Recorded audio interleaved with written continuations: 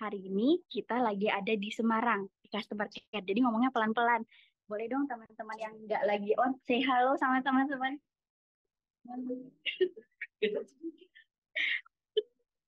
Seru ya, seru ya. Oke, kalau gitu kita akan menuju ke bawah nih. Tapi kita ajak dulu pemateri kita hari ini. Halo Fariza, udah siap Pak? Halo, updater. Halo updater. Iya. Nah, kita kan hari ini mau podcast ya Pak ya. Saya izin Iya. culik Bapak dulu yuk. Ke bawah yuk, kita live Siap. yuk. Oke. Teman-teman izin live, jangan lupa nonton ya. Siap. Oke, teman-teman. Sekali lagi selamat datang di Ngupdate, ngobrol ala podcast biar up to date. Hari ini adalah edisi ke-21, di mana kita ini perdana loh.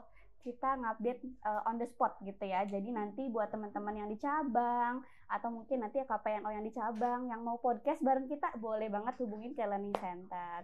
Sebelum kita mulai, perkenalkan saya dengan Sherla dari Learning Center, selaku host update hari ini, dan ditemani oleh salah satu pemateri yang demi Bapak nih kita datang nih Pak. Boleh kenalan dulu dong, silakan Pak. Halo updaters. Iya, ini kami sangat merasa terhormat sampai dikunjungi oleh tim Ngupdate langsung ke Semarang, jauh-jauh dari Jakarta, hanya untuk kita bisa ngupdate secara live dengan divisi contact center, telemarketing, and consumer protection. Perkenalkan, nama saya Rijal, saya dari Contact Center Development and Consumer Protection. Jadi tema sore ini kita mau ngobrolin soal pelindungan konsumen. Oke, pelindungan nasabah. Kita sebagai guardiannya ya Pak ya, pelindungnya, malaikatnya ceritanya nih. Nah tapi sebelum mulai kayaknya kita mau ada puterin video dulu ya Pak ya. Oh iya. Buat kasih tahu nih updaters apa sih sebenarnya akan kita bahas hari ini gitu ya. Boleh dong dibantu silakan.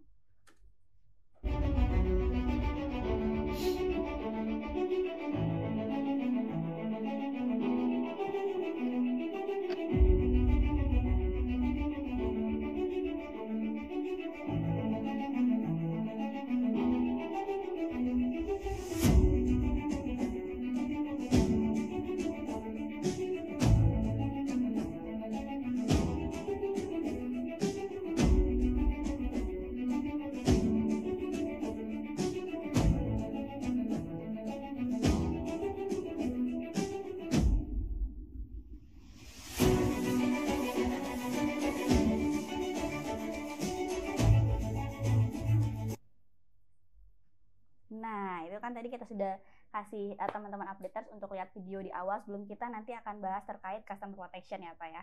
Sebenarnya apa sih yang mau disampaikan dari video itu gitu Pak? Karena kan tadi banyak banget ya kasus-kasus yang ternyata banyak banget gitu ya yang sudah ada di kita ini kayak bukan di Bank Sinarmas ya, maksudnya di Indonesia gitu ya. Terkait customer protection ada pinjol lah, ada apalah gitu ya Pak. Gimana nih Pak?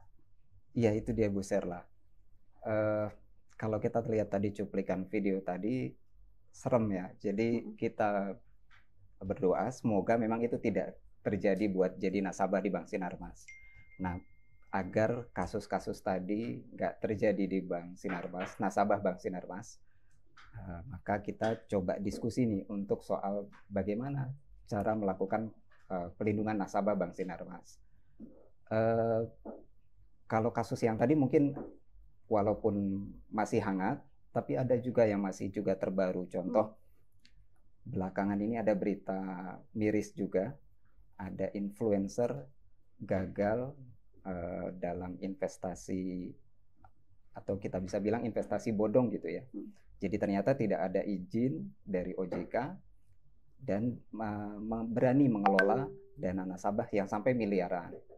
Nah itu contohnya bagaimana kemudian kita caranya untuk melindungi nasabah kita ini, Bu Serla. Jadi memang video tadi bukan di Bank Sinarmas ya Pak ya, tapi dari sekian banyak kasus itu ada di sekeliling kita ternyata dan dekat ya Pak ya. Betul, itu kasus-kasus yang sangat dekat. Ada pinjol, ada investasi bodong ya, tadi, Pak. Dan kasus-kasus lain gitu. Oke. Ini kan Pak sebetulnya sebelum kita ngupdate ke on the spot di customer care ini, kita tuh sempat ngupdate sama tim anti fraud gitu ya terkait kejahatan digital. Nah itu sebenarnya ada nggak sih Pak keterkaitan antara customer protection sama anti fraud gitu? Iya betul Bu. Jadi tugas consumer protection itu bukan hanya ada di unit Consumer Protection, tetapi ini merupakan tugas seluruh karyawan Bank Sinarmas. Tadi contohnya misalnya yang dilakukan oleh tim anti fraud. Jadi dalam pelindungan konsumen itu ada prinsip-prinsip pelindungan konsumen. Salah satunya edukasi yang memadai. Nah, yang dilakukan oleh tim anti fraud kemarin itu adalah salah satu contoh bagaimana kita di Bank Sinarmas melakukan edukasi untuk meningkatkan literasi nasabah. Jadi biar tadi misalnya kalau anti fraud lebih fokus agar nasabah kita itu well literate, jadi tidak mudah untuk ditipu oleh fraudster dan lain sebagainya, gitu. Jadi itu salah satu bagian yang dilakukan oleh tim anti fraud untuk juga dalam melakukan pelindungan nasabah. Oke. Jadi memang ada sinerginya juga ya Pak. Betul. Ya, bareng-bareng berkolaborasi. Betul. Untuk ya tadi sih menjaga customer, minimal kita aja dulu deh karyawan dari Bank Sinarmas dijaga dulu gitu. Betul. Ya Pak ya. Betul. Tapi Pak, ngomong-ngomong untuk customer protection ini dari tahun berapa sih Pak adanya? Nah, ini beda kan, ini kan beda sama customer care nggak sih Pak? Atau bagaimana nih Pak? Coba, mungkin di luar sana updaters juga perlu tahu nih. Oh gitu. Iya.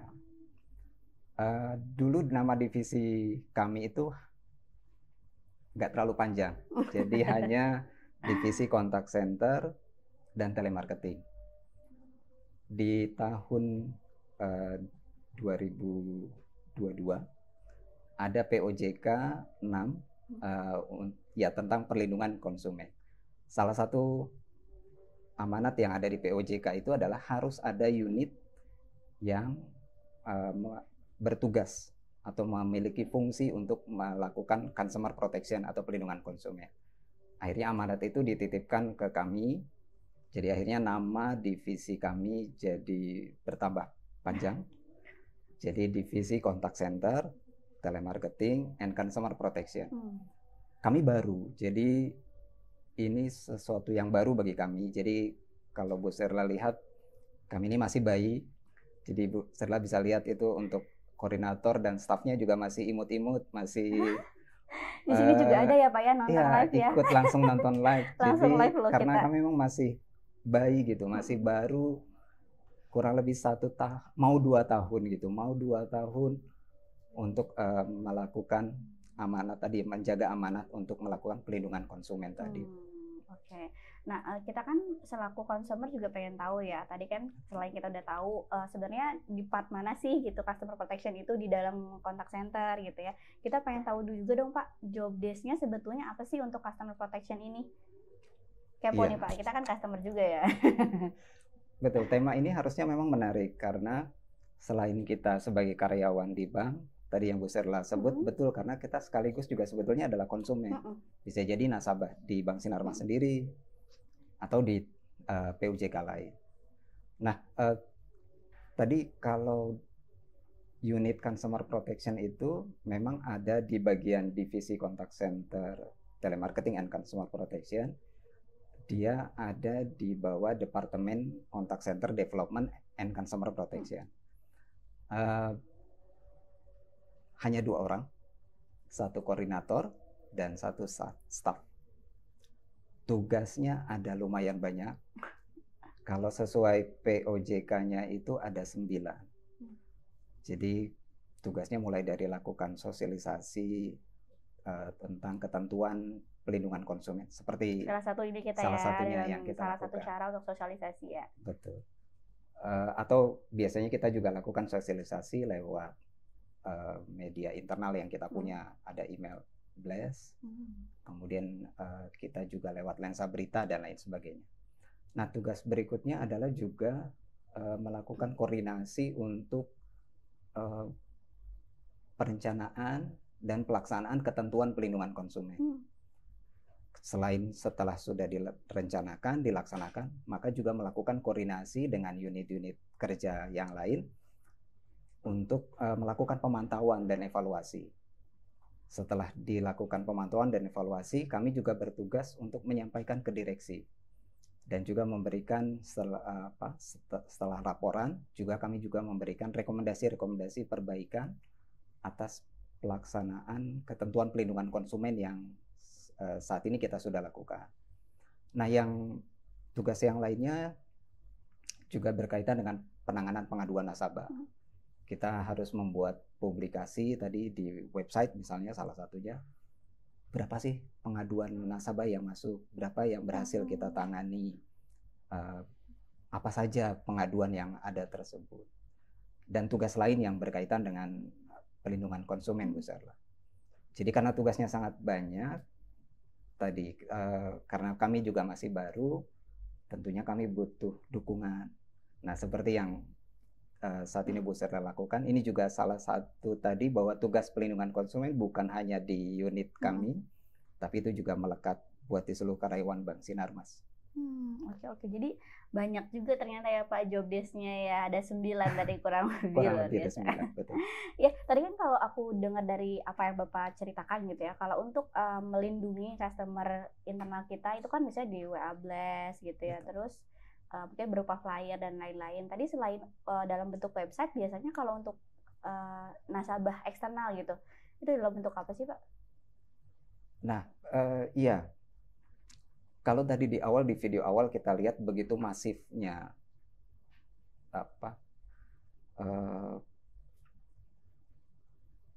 kejadian-kejadian yang menimpa atau yang merugikan nasabah gitu ya. Maka itu butuh memang gerakan bareng-bareng gitu.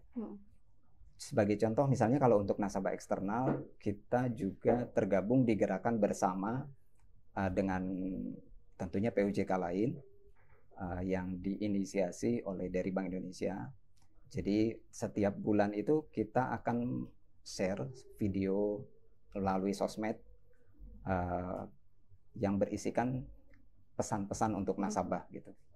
Mulai dari misalnya menjaga data pribadi, kemudian hindari untuk proses-proses penipuan, misalnya jangan mudah atau gampang ditipu dengan fraudster dan sebagainya. Jadi salah satu contohnya itulah kita juga melakukan sosialisasi melalui video lewat gerakan bersama tadi. Oke. Yang video Iris Bella itu bukan sih Pak? Iya, kan? Betul. Salah satunya itu. Sempat kaget juga, Bang Sinarmas keren banget nih gitu Pak pakai Iris Bella. Ternyata itu dari Bank Indonesia. Dari Bank Indonesia. Dan memang itu diputar di seluruh bank, di sosmed seluruh bank, karena tadi biar gerakan karena yang tadi tindakan kejahatan itu begitu masif, ya tentunya juga untuk yang melindungi nasabahnya juga harus masif juga. Jadi harus perlu gerakan bersama, harus perlu. Tapi sebenarnya pas kita telepon customer care juga pasti diinfokan kan, jangan infoin PIN ya, jangan infoin nomor kartu ATM ya gitu-gitu kan, itu juga diedukasi ya Pak ya untuk customer care. Betul Bu Serla. Yang bisa kami lakukan, ya itu juga salah satunya setiap nasabah menghubungi customer care, kita juga akan titipkan pesan untuk ke nasabah, hati-hati itu untuk menjaga keamanan data pribadinya. Oke, seru banget nih ya, karena saya juga customer gitu, jadi pengen tahu siapa yang sebenarnya dikerjakan sama teman-teman customer protection di sini.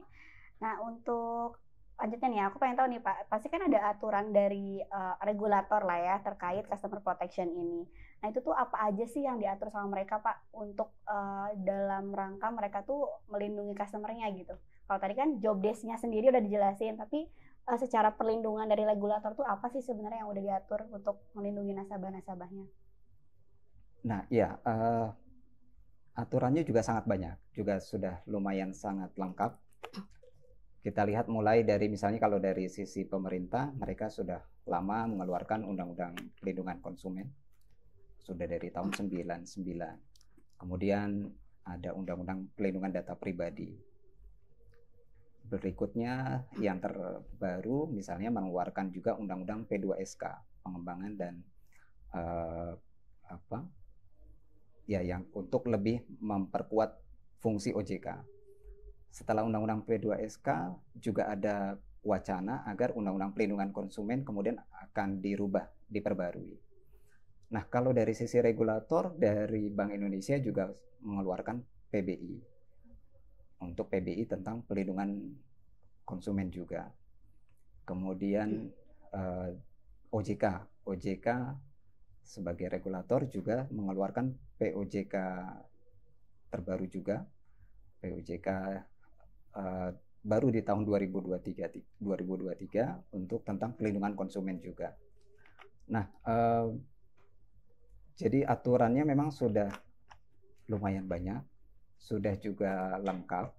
Jadi tinggal bagaimana kemudian kita PR berikutnya implementasinya agar ya Bank Sinarmas tentunya bisa melaksanakan semua ketentuan yang sudah dibuat tadi itu. Oke. Jadi memang sudah diatur gitu ya oleh regulator sedemikian rupa gitu supaya memang nasabah itu terlindungi gitu ya Pak. Nah, kemudian aku yang penasaran adalah tadi kan penerapan di Bank Sinarmas sebenarnya udah banyak ya Pak ya, gimana kita customer protection Bank Sinarmas melindungi nasabahnya gitu ya. Itu kan pasti ada challenge-nya dong Pak. Selagi Bapak ini kan timnya baru gitu ya, baru 2022, anaknya masih pada bayi kata Bapak gitu ya. Selain internal juga kan kita perlu melindungin customer eksternal gitu. Nah itu yang challenging-nya apa sih Pak kalau di tim Bapak? Iya, karena tadi Bu Serla, job desk-nya lumayan, tanggung jawabnya lumayan besar. Kita ngejagain gitu Bank Sinarmas agar bisa patuh terhadap ketentuan pelindungan konsumen tadi. Selain dari itu, tantangan terbesarnya justru adalah membangun awareness bahwa tadi tugas pelindungan konsumen itu bukan hanya untuk di unit consumer protection, tapi ini adalah tugas untuk semua karyawan di Bank Sinarmas. Bahwa ya karena nasabah itu sangat penting buat kita, yang kita harus lindungi gitu. Tapi biasanya kalau diskusi pelindungan konsumen itu selalu ada pertanyaan, loh kok nasabahnya terus yang dilindungi? POJK-nya kapan? POJK-nya dilindungi juga atau enggak? Nah justru dengan adanya ketentuan-ketentuan tadi, sebetulnya juga dimaksudkan untuk melindungi POJK. Ini contoh kasus aja. Jadi selain tadi ketentuan eksternal dari regulator, dari kami juga mengeluarkan ketentuan buat internal Bank Sinarmas. Jadi kami mengeluarkan ada kode etik pelindungan nasabah, kemudian ada kebijakan pelindungan nasabah, ada SOP untuk consumer protection, kemudian kami juga ada untuk SE replay, ringkasan informasi produk dan layanan, juga ada SOP untuk penanganan pengaduan. Nah, contohnya adalah bagaimana ketentuan-ketentuan tadi sebetulnya juga adalah tujuannya untuk melindungi POJK. Di tahun 2019, ini jauh sebelum ada ketentuan-ketentuan tadi, ada kasus menimpa salah satu bank plat merah lah ya. Jadi di Makassar kasusnya nasabah ya ditipu, ada transaksi yang terjadi di rekeningnya itu sampai kurang lebih 46 juta transaksi. Jadi modusnya adalah dengan menggunakan kartu ATM nasabah.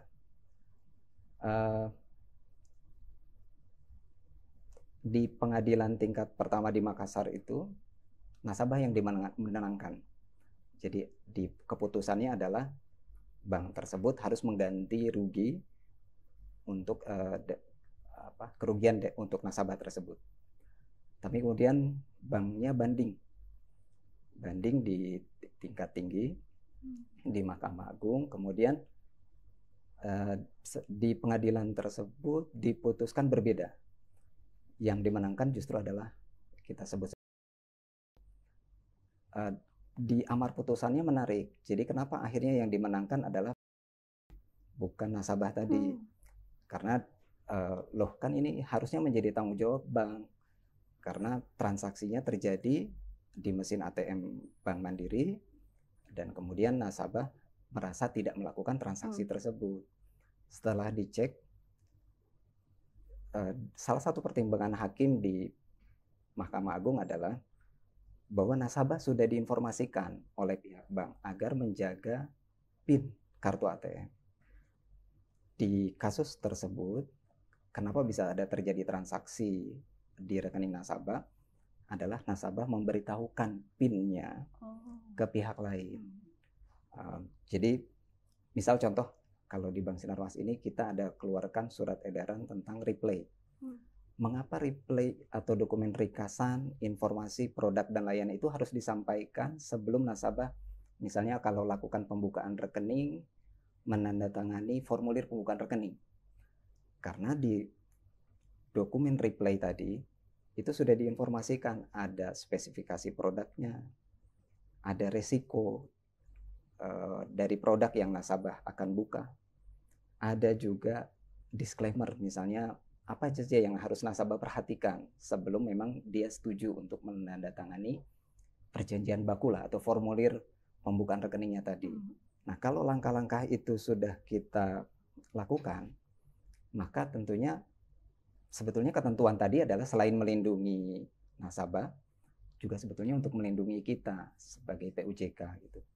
Jadi kalau kita lakukan ketentuan ini dengan baik, tentunya adalah sebetulnya juga untuk melindungi kita juga. Sebagai bank juga ya Pak sebagai ya? bank juga. Nah, berarti artinya customer protection ini sebetulnya bukan cuma di perbankan dong Pak, harusnya di semua perusahaan yang terutama jasa sih nggak sih Pak? Jasa yang memang harus ada customer protection-nya gitu. Betul Bu Serla.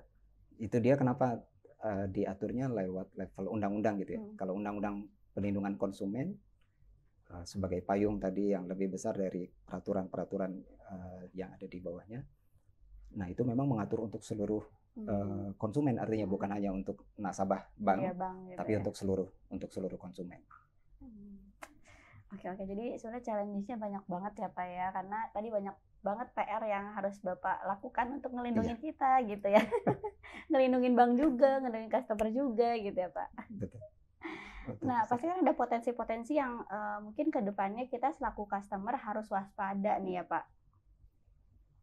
Betul. Nah, ini lagi booming tuh selain pinjol, terus kayak investasi bodong. Sebenarnya apa sih yang dimention banget gitu supaya kita tuh aware, ini kalau ada kayak gini hati-hati nih gitu. Iya. Tetap 99% kasus kejahatan perbankan itu adalah sebetulnya social engineering. Itu kenapa makanya tadi Bu Serla di awal, kalau yang anti fraud lakukan kemarin berkaitan nggak tuh? Iya betul. Nah itu sangat berkaitan. Karena 99% untuk kejadian fraud atau yang kejahatan perbankan itu adalah modusnya dari social engineering. Jadi selain tadi ada kasus pinjol sempat booming, kemudian investasi bodong yang masih terus kejadian. Menariknya untuk investasi bodong itu yang tertipu justru kalau dilihat background pendidikannya itu untuk sebetulnya harusnya well literate. Nah, PR-nya memang ini sudah dimention sama OJK di tahun 2022. Mereka melakukan survei tingkat inklusi seluruh penduduk di Indonesia gitu ya, untuk inklusi untuk layanan perbankan, untuk mengakses layanan perbankan itu sudah cukup tinggi dibandingkan dengan tahun-tahun sebelumnya di seluruh provinsi. Tapi PR berikutnya adalah literasinya sangat rendah, hanya 49% kalau tidak salah. Jadi artinya tingkat inklusinya tinggi, tapi literasinya rendah. Contoh yang paling gampang, Bu Serla, kalau password untuk internet banking, misalnya untuk Bank Sinarmas, atau kalau punya bank lain, apakah sama atau beda? Nah itu kadang sama Pak, karena kalau beda-beda suka lupa deh. Nah itu dia. Kemudian disurvei lagi, password apa yang paling sering digunakan? Contoh yang paling gampang, tanggal lahir. Kemarin ada kejadian mahasiswa mati di salah satu kota, ternyata motornya diambil, dicuri. Tapi di dalam box motornya itu ada kartu ATM. Dengan mudahnya si pencuri udah curi motor ke ATM, tinggal masukkan tanggal lahir si mahasiswa tadi. Uangnya ludes, motornya juga hilang. Terus investasi-investasi yang bodong tadi bisa terjadi itu dengan mudahnya. Kalau diiming-imingi dengan bunga tinggi gitu, atau yang kira-kira nggak akan masuk akal lah, Kalau deposito aja misalnya paling tinggi 5%. Nah, ini ada yang berani menawarkan sampai 30%. Tetap itu masih banyak yang akan tergiur. Jadi PR kalau tadi Bu Serla, kira-kira apa yang akan menjadi tantangan berikutnya, ya tadi bagaimana kita menaikkan edukasi kepada nasabah biar menjadi lebih well literate. Nasabah semakin cerdas, tentunya kita sebagai PUJK akan semakin mendapat kepercayaan. Ya, itu akan berbalik tentunya menjadi keuntungan buat PUJK sendiri. Kalau semakin dipercaya, berarti nasabah akan semakin nyaman buat berinvestasi. Ya.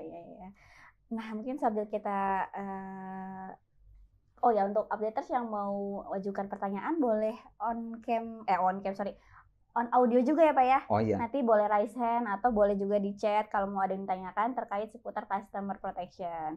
Nah, di sini juga kan ada teman-teman yang onsite ya Pak ya. Penonton. Udah kayak OVJ ya. Tinggal dikasih pantun ya. Iya. Ini soalnya hening banget gitu ya Pak. Nanti jangan-jangan keluar podcast ada sertifikatnya gitu ya. Iya. Jadi sekali lagi untuk teman-teman updaters yang mau mengajukan pertanyaan boleh by chat gitu ya, atau juga boleh raise hand nih gitu ya. Karena kan kita juga customer nih. Pasti sebagai customer banyak banget nih yang mau ditanyakan gitu ya terkait perlindungannya seperti apa sih. Boleh banget ya. Nah, nextnya nih Pak. Sambil nunggu ada pertanyaannya. Pasti ada inovasi dong dari Bapak dan tim gitu ya, bagaimana ke depannya supaya ada cara nih yang lebih efektif gitu dan mungkin lebih keren lah ya, lebih keren gitu kan. Ini udah keren ya Pak sosialisasi dengan podcast ya. Nah, mungkin inovasi-inovasi apa sih Pak ke depannya yang mau dilakukan oleh Bapak dan tim untuk supaya lebih baik ke depannya gitu. Kita tergabung di gerakan bersama tadi biar gerakan ini lebih masif. Jadi pesan yang sampaikan, ternyata itu sama dengan pesan dari PUJK yang lain. Nah, ke depan kita akan terus evaluasi proses yang sedang kita lakukan ini. Ada assessment yang dilakukan memang dari OJK, tetapi kita juga melakukan assessment sendiri. Kita coba lihat sudah sejauh mana gitu tingkat kepatuhan Bank Sinarmas dalam melakukan implementasi ketentuan-ketentuan tentang pelindungan konsumen tadi. Pelan-pelan, ya tentunya kita juga perlu dukungan. Sebagai contoh perlunya ya yang saat ini kita lakukan Bu Serla. Nah, juga dari tim IT misalnya. Salah satu ketentuan yang ada di PUJK tadi tentang pelindungan konsumen misalnya contohnya adalah replay. Untuk ringkasan informasi produk dan layanan, itu selain bisa dilakukan dalam bentuk dokumen cetak, jadi dengan tanda tangan, itu bisa juga dilakukan dalam bentuk digital. Jadi tidak harus dengan dokumen cetak. Jadi contoh sekarang ini kan banyak produk-produk kita yang bisa dibuka lewat Simodi Plus. Nah, harapannya nanti ini kita butuh dukungan juga dari tim IT, terutama untuk digital produk. Bagaimana kemudian bisa produk-produk yang dibuka secara digital tadi, itu juga ada dokumen replaynya yang tersimpan. Nah, contohnya itu sih Bu, untuk beberapa langkah ke depan lah yang kita coba lakukan. Karena harus ada tetap inovasi ya Pak ya. Zaman juga terus berjalan gitu. Kalau kita nggak ada inovasi juga mungkin nanti kita ketinggalan gitu Pak ya. Betul. Nah, ini kita udah ada pertanyaan nih Pak. Kita mau jawab dulu aja kali ya Pak ya. Nih Pak Hermanto mau open mic nggak? Atau aku bacain aja nih chatnya. Pak Hermanto nih mic-nya orang lama kayaknya 006006. Nah, aku bacain aja deh ya. Izin Pak, jika nasabah belum merasa puas nih dengan penjelasan dan penyelesaian oleh pihak penyedia jasa keuangan, adakah langkah lain yang bisa ditempuh? Oh iya, ini Pak Hermanto alumni. Alumni sini. Ya Allah, Pak Hermanto mana ya Pak Hermantonya? Coba Bapak on-cam dong, mana Pak Hermantonya? Iya, Pak Hermanto. Betul, kalau ini kita mengajunya ke SOP penanganan pengaduan. Jadi kalau ada nasabah nggak puas dengan kita sebut internal dispute resolution gitu ya. Jadi penyelesaian yang kita lakukan, maka nasabah bisa memilih melalui melalui OJK atau juga melalui LAPS, lembaga alternatif untuk penyelesaian sengketa. Nah, itu saat ini sudah sangat mudah gitu ya nasabah mengakses layanan tersebut. Kalau OJK dia sudah menyediakan website, aplikasi portal pelindungan konsumen APPK OJK. Lalu kalau nasabah tadi tidak puas, ya berarti nasabah bisa lanjut misalnya ke LAPS tadi. Ya mudah-mudahan tadi harapannya sih sebetulnya nasabah bisa puas dengan proses penyelesaian internal. Jadi nggak harus sampai ke OJK, nggak harus sampai ke LAPS, nggak harus atau sampai ke pengadilan gitu ya. Nah ini juga pesan nih buat kita biar bagaimana nasabah kita juga bisa puas. Ini Pak Hermantonya udah ada. Oh terkenal ya.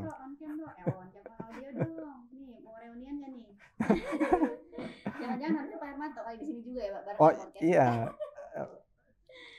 Pak Hermanto on mic dong. Gimana Pak jawabannya? Bisa on mic nggak? On audionya.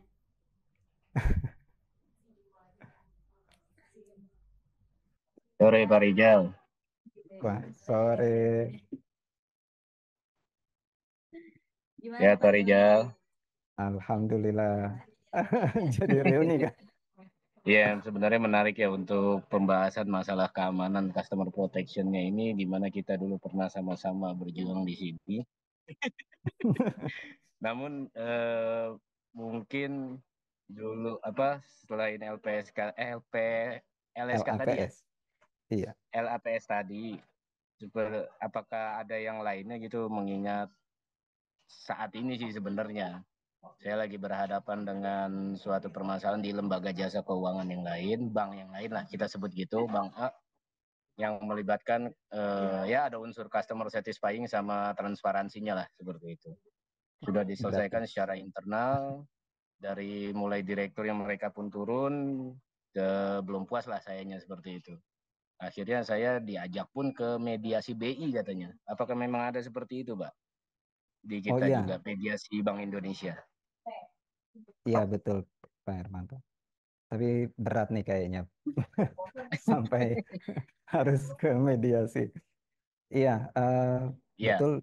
Selain OJK tadi untuk proses penyelesaian sengketa ya dengan POJK, BI juga memang menyediakan arbitrase atau mediasi tadi. Jadi lewat BI pun bisa. Betul. Let's say lah amit-amit gitu kan ada kejadian seperti ini di Bank Sinarmas gitu. Apakah ada efek jeleknya nanti untuk Bank Sinarmasnya sendiri seperti itu, Pak? Apakah ada punishment dari regulatornya tersebut begitu? Oh ya, Pak Hermanto. Eh, untuk sanksi ini sebetulnya agak serem ya, tapi karena ditanya jadi harus Penasaran Mas. dijawab. Misal untuk sanksi kalau yang dari POJK, kalau POJK tidak melaksanakan ketentuan yang ada di POJK 22 tahun 2023 tentang pelindungan konsumen tadi, sanksinya itu mulai dari sanksi peringatan tertulis. Terus juga ada pembatasan produk, ada pembekuan produk, ada pemberhentian pengurus, ada denda administratif, sampai pencabutan izin dan betul pencabutan izin usaha. Yang menarik adalah karena tadi ada amanat dari Undang-Undang P2SK tadi, karena ada sifatnya undang-undang, berarti ada juga bisa dituntut sampai pidana. Jadi ada pidananya kalau undang-undang. Nah, denda sebagaimana tadi yang disebut denda tadi, maksimal itu bisa sampai dengan 15 miliar. Nah, salah satu tadi misalnya contoh kalau yang kasus Pak Hermanto tadi. Kalau kemudian PUJK, kemudian dan nasabah sudah dilakukan mediasi, tidak mentaati ketentuan yang tadi hasil dari mediasi tadi, maka dianggap kemudian melanggar ketentuan sebagaimana tertulis di POJK tadi, artinya POJK bisa tadi dikenakan sanksi poin-poin yang tadi disebut tadi, mulai dari yang paling ringan sampai tadi yang paling berat tadi. Siap. Siap, Pak Ijal. Terima kasih informasinya. Salam buat kawan-kawan di sana. Oh iya, siap Pak Hermanto. Gitu ya Pak, nanti kalau ada yang mau tanya lagi ya. Terima kasih Mbak Sheila. Iya, sama-sama Pak. Oke, kalau gitu ada lagi nih. Kita jawab lagi ya Pak. Karena udah panjang banget nih pertanyaan ini. Nah, izin bertanya Pak Rizal, bagaimana cara kita memastikan data kita atau kartu identitas tidak dipergunakan untuk pinjol ilegal atau pengajuan lainnya, ketika misalnya berobat atau diminta di klinik atau buat kartu anggota di supermarket gitu Pak, dimana hal tersebut merupakan permintaan data yang nggak bisa kita tolak gitu, kalau nggak bisa kita kasih ya nggak jadi gitu kan, karena ada orang terdekat yang tiba-tiba dapat tagihan padahal nggak pernah ngajuin untuk menggunakan pinjol ilegal tersebut Pak, gimana Pak? Nah, di update versi sebelumnya pernah tuh di-sharing sama tim anti fraud gimana caranya kita menjaga data pribadi kita. Tapi mungkin kita bisa mulai dari yang paling simpel, yang keseharian yang kita lakukan. Misalnya jangan pernah share data yang paling sering itu misalnya tanggal lahir. Ya, karena apa ya, di sosmed itu kita sering lihat ada orang flexing gitu. Misalnya dengan mudah menyebutkan, oh kita lagi ulang tahun. Terus di sampingnya ada misalnya nggak sengaja memvideokan sendiri kartu ATM-nya atau kemudian KTP dan data-data lain sebagainya itu sangat mudah diumbar gitu. Jadi misalnya tadi yang paling mudah adalah kita lihat dari sosial media kita, adakah data-data pribadi yang kemudian itu kita share ke publik gitu. Eh, Tadi bagaimana caranya kita bisa cek data kita itu aman sebetulnya. Nah, kita bisa saat ini untuk pengecekan kolektibilitas, OJK juga sudah menyediakan web tersendiri. Jadi kalau tidak salah Slick atau IDEP ya itu ada website buat eh, apa? Kita bisa cek langsung apakah kalau dari kolektibilitas, kalau kita cek kolektibilitas, kita kan bisa cek sebetulnya kita ada pinjaman di mana saja gitu. Atau kita menjadi debitur di PUJK mana saja. Jadi kalau kita bisa cek secara berkala, dan itu sudah bisa dilakukan secara online. Jadi cukup kita akses melalui website, kemudian nanti kita diarahkan melalui WhatsApp, kemudian cukup melakukan selfie tadi untuk verifikasi dari OJK, kemudian nanti hasilnya akan langsung dikirimkan ke kita. Jadi kita bisa melihat dari hasil pengecekan kolektibilitas tadi, oh apakah kita ada terdaftar menjadi debitur di POJK yang lain. Nah, mungkin itu kita bisa lakukan sebagai antisipasi apakah saat ini data kita disalahgunakan untuk apa tadi mengajukan pinjaman di tempat lain. Itu. Oke, pertanyaan tadi dari Limbrike Salim. Dari mana ya? Kayaknya nggak asing ya. Mudah-mudahan menjawab. Bapak atau Ibu ya, saya lupa nih. Mudah-mudahan menjawab ya, gitu. Jadi ada satu lagi nih Pak, boleh kita jawab satu lagi ya. Iya. Selamat sore, jika ada kasus nasabah tertipu dan sudah transfer dananya, apakah masih bisa ditarik atau kembali atau di-cancel transaksinya? Jika nggak bisa, apakah dari pihak customer care ada cara atau penjelasan kepada nasabah tertipu? Iya, tadi karena 99% kasus itu adalah berasal dari apa social engineering. Ada yang tertipu, kemarin ramai modus untuk dengan penyebaran APK lewat misalnya undangan pernikahan dan lain sebagainya. Nah, kalau sudah terlanjur kemudian tadi melakukan transfer dana, apa yang harus kita lakukan? Kalau nasabah Bank Sinarmas pasti hubungi customer care karena kita 24 jam. Yang pertama dilakukan adalah tentunya blokir dulu untuk rekening. Kemudian setelah kita lakukan pengamanan tadi untuk agar tidak ada transaksi keluar lagi, kemudian kita juga lakukan pembuatan laporan. Nah, yang dibutuhkan adalah berarti untuk apakah dananya bisa dikembalikan. Yang dibutuhkan untuk pembuatan laporan tadi untuk tindakan penipuan adalah selain tadi kronologis yang dibuat oleh nasabah, kemudian juga dibutuhkan surat keterangan kepolisian. Nah, jika dokumen tersebut ada, maka kita akan mengajukan surat bilateral ke bank. Misalnya jika dananya sudah ditransfer ke bank A, maka kita akan memberikan surat bilateral bahwa ini sudah ada indikasi dilakukan proses penipuan. Nah, nanti dari bank tersebut yang bisa melakukan kemudian jika dananya masih ada, dilakukan pemblokiran, dokumennya yang tadi diminta sudah lengkap, maka jika memang dananya masih ada, dikembalikan ke bank asal gitu. Jadi, tetapi yang tadi yang perlu dilakukan dengan cepat adalah sebetulnya karena tadi bisa jadi data kita sudah diketahui adalah tadi menghubungi dulu bank untuk meminta pemblokiran rekening agar dana kita yang mungkin masih ada itu masih bisa diselamatkan gitu, masih aman gitu Bu Sela. Saya juga sedikit cerita ya Pak, waktu kuliah zaman dulu nih ya, waktu masih muda nih Pak ya. Pernah juga tuh Pak kayak salah transfer gitu, terus saya hubungin BNI-nya dan BNI itu melakukan pengecekan juga ke rekening penerima bahwa dananya masih ada kok, jadi mereka bisa kembaliin lagi tuh Pak. Betul Bu Sela. Itu Betul. pernah kejadian sih.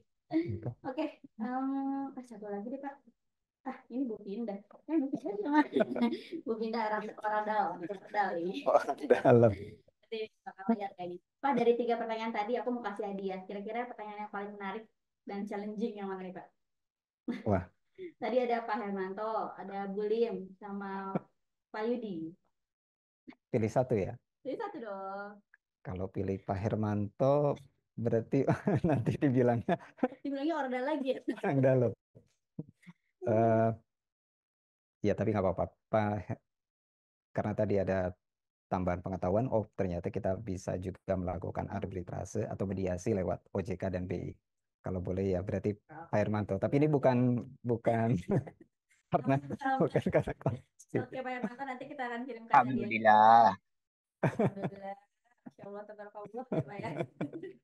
Oke, Bapak, sebetulnya nanti kita di akhir ada sesi poster juga nih buat teman-teman yang sudah mengikuti update selama kurang lebih ini udah hampir 50 menit ternyata Pak kita ya. Nggak terasa. Nggak kerasa ya Pak, kalau bisa podcastnya seharian gitu. Itu nanti sertifikasi bukan podcast. Gitu nanti ada poster juga yang harus dikerjakan sama teman-teman sebelum mengakhiri podcast kita hari ini, karena kita juga dituntut untuk ada Pak jadi regulator gitu. Ini kan Oh iya. edukasi juga ya Pak, sharing knowledge juga. Jadi ingin memastikan apakah materi yang disampaikan oleh kita, ngobrol-ngobrol kita itu diserap baik-baik oleh updater semua. Nah, sebelum mengakhiri ini ya, aku ada satu pertanyaan lagi nih untuk Bapak. Boleh Pak, mungkin pesan-pesan untuk updaters gitu ya, atau konsumen semua nih yang menyaksikan, nanti kan akan kita upload lewat YouTube juga ya Pak ya. Apa yang mau disampaikan Bapak mungkin selaku tim yang memang apa ya, concern banget nih untuk customer protection-nya. Silakan Pak. Sebelah sini kameranya Pak. Dadah Pak. Iya. Karena tadi kita buka dengan video beberapa kasus-kasus yang menimpa untuk nasabah-nasabah lain di luar sana. Jadi pesan kita sih sebetulnya ini sama dalam pesan yang disampaikan di gerakan bersama yang diinisiasi oleh Bank Indonesia tadi, bahwa jadilah konsumen cerdas. Bagaimana caranya untuk menjadi konsumen cerdas? Yang pertama tadi kita harus jaga data pribadi kita. Kemudian jangan mudah tergiur dengan iming-iming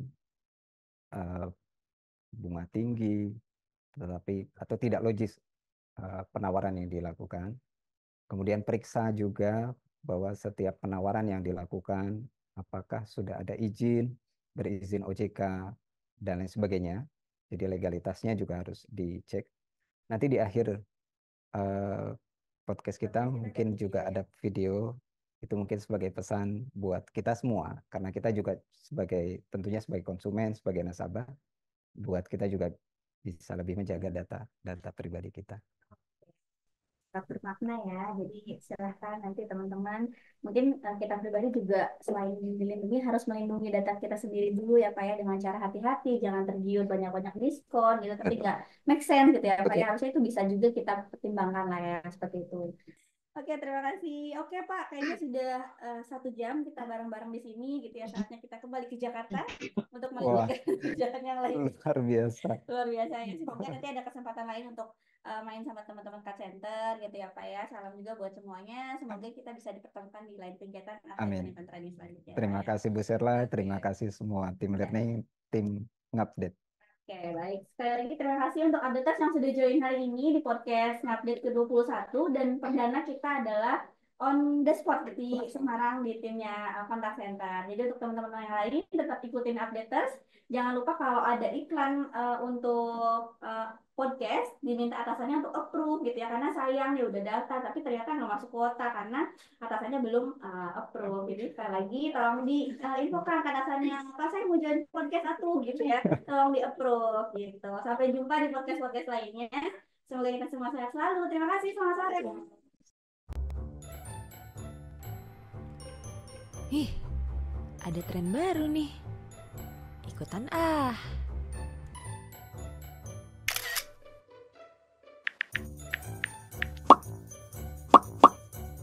A few moments later.